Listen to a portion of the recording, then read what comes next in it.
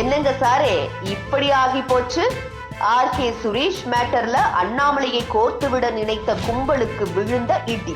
சென்னை அமைந்தகரையை தலைமையிடமாக கொண்டு செயல்பட்டு வந்த ஆருத்ரா கோல்டு நிதி நிறுவனம் ஒரு மாதத்திற்கு 25 முதல் 30% வட்டியை தருவதாக கூறி கடந்த 2020 செப்டம்பர் மாதத்திலிருந்து 2022 மே மாதம் வரை 1 லட்சத்திற்கும் அதிகமானவரிடம் 2400 கோடி ரூபாய் வரை முதலீடு பெற்றது.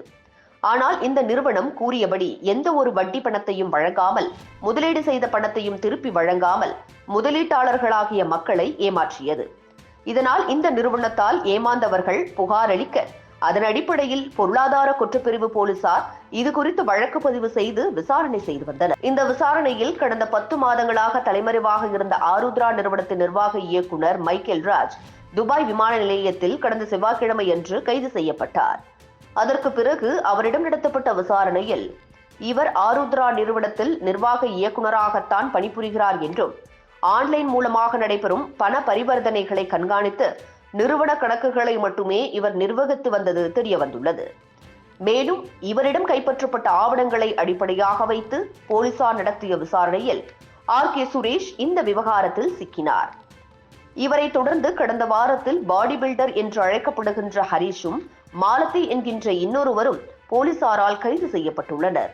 இந்த மாலதி என்பவர் இயக்குனர், நிர்வாகி. அது மட்டுமின்றி பாடி பில்டர் ஹரிஷ் என்பவர் பாஜகவை சேர்ந்தவர் என்பதும் செய்திகளில் பரபரப்பாக பேசப்பட்டது.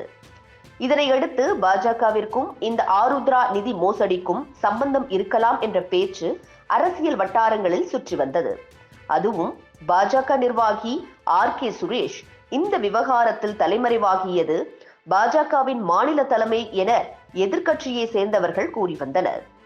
அது மட்டுமின்றி ஆருத்ரா நிறுவனத்தில் மோசடி செய்யப்பட்ட பணங்கள்தான் கட்சிக்கு செலவழிக்கப்பட்டு வருகிறது என்றெல்லாம் சமூக வலைதளங்களில் கருத்துக்களை பரப்பி வந்தனர்.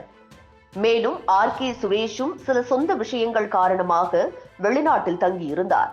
இந்த நிலையில் தற்போது அவர் விசாரணைக்கு ஆஜராகியுள்ளார்.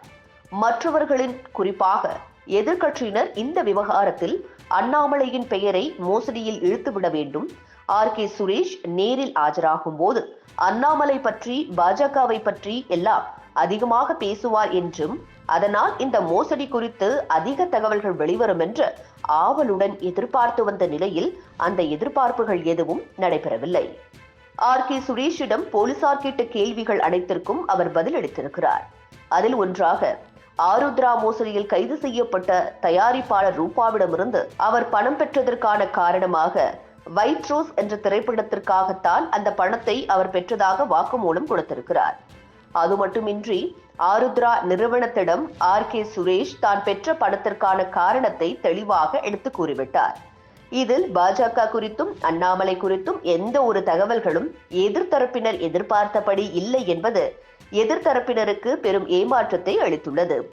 இதனையடுத்து இந்த விசாரணை அடுத்த கட்டத்தை நோக்கி செல்லும் என்று கூறப்படுகிறது. ஆர்கே சுரேஷ் விவகாரத்தில் அண்ணாமலையை கோர்த்து பேசியவர்களுக்கு பேரடி விழுந்துள்ளது என விமர்சனங்கள் எழுந்து வருகிறது.